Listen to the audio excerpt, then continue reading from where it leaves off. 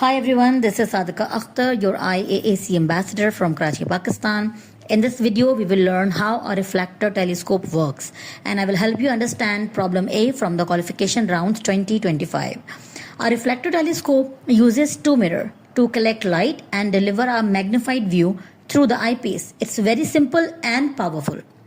Let's say light from a star enters the open end of the telescope, which is also called aperture. These rays are almost parallel. So now see, this is the animation of an inner view of the telescope showing how light travels inside and form a clear image for our eyes.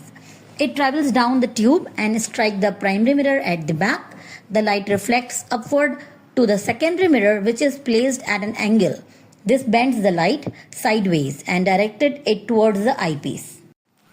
From the outer body parts, you can easily identify the eyepiece, finder scope, optical tube, focuser and tripod. It also have an accessory tray and the extension of the tripod too.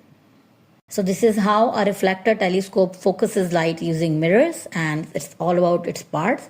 Now go ahead and solve the problem A in your IAAC challenge. Good luck.